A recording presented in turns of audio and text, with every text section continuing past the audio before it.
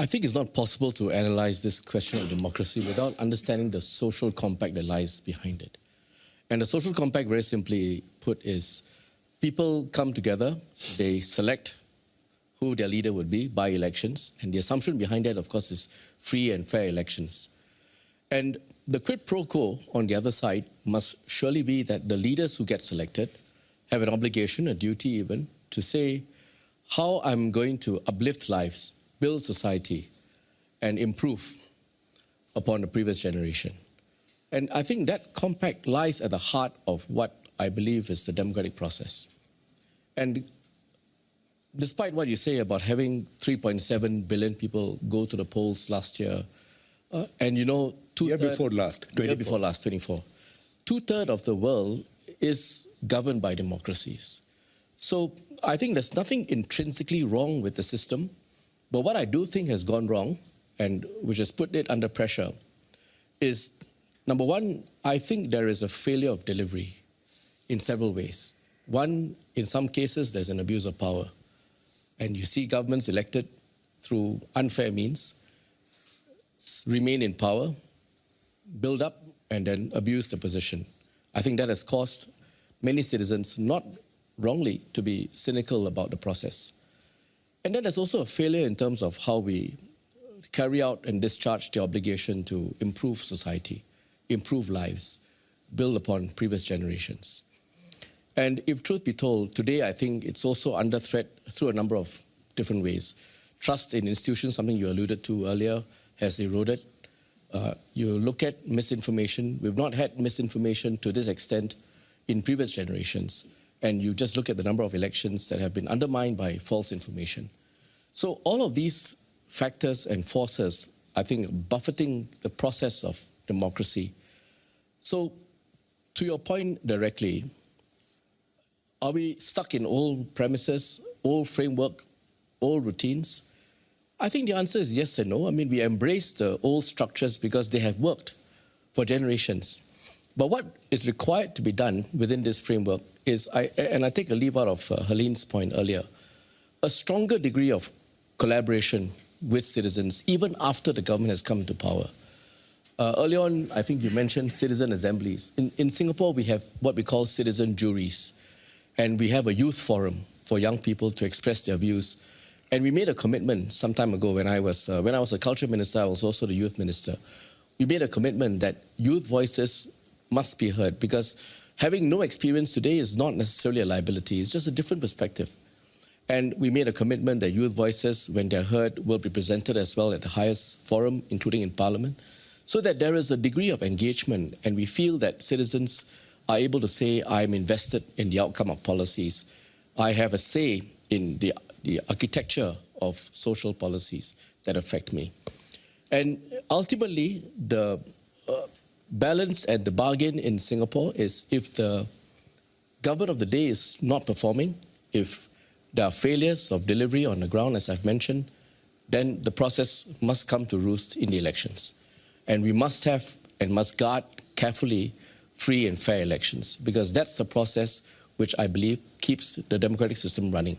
That's the heartbeat. As a small country, small nation, we've had one party rule Singapore since independence. In some ways, we've got the ability to move very nimbly and very deftly. And I'll give you one example. In the immediate aftermath of COVID, we realized that there were many obligations, financial, contractual obligations, that would come under pressure because we had social distancing measures. Between the time we decided that we needed to do something about that, to not have an avalanche of litigation cases and breaches of contract, we decided on legislation, we moved, we consulted, and we passed it, and we made it effective in 9 days. Now, that's not to say that it ought to be done like this every time, but I believe that we have an obligation as a government to respond, to evolve our thinking through consultation, because citizens, users of the system, business people, they have a different perspective sometimes, and that's something that we need to take into account. So to be able to move nimbly, quickly, evolving with times, and able to address specific concerns on the ground is, I believe, a sharp obligation of the government.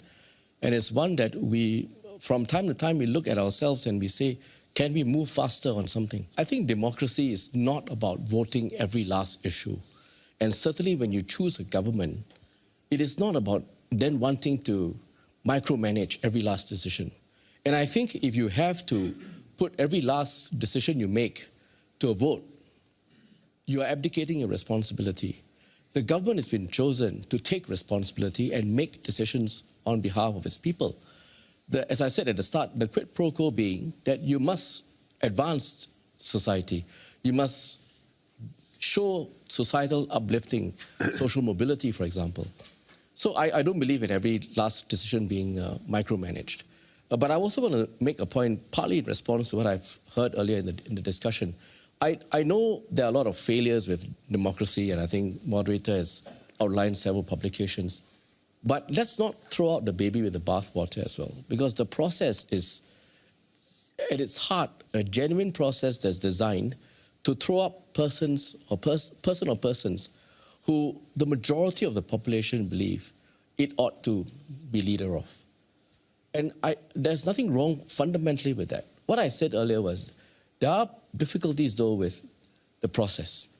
Elections, are they free, fair, misinformation, and so on. But I think fundamentally, let's not conflate the issues. Even your example that you gave on Taiwan, ultimately this person came forward and was put in that ministry through elections.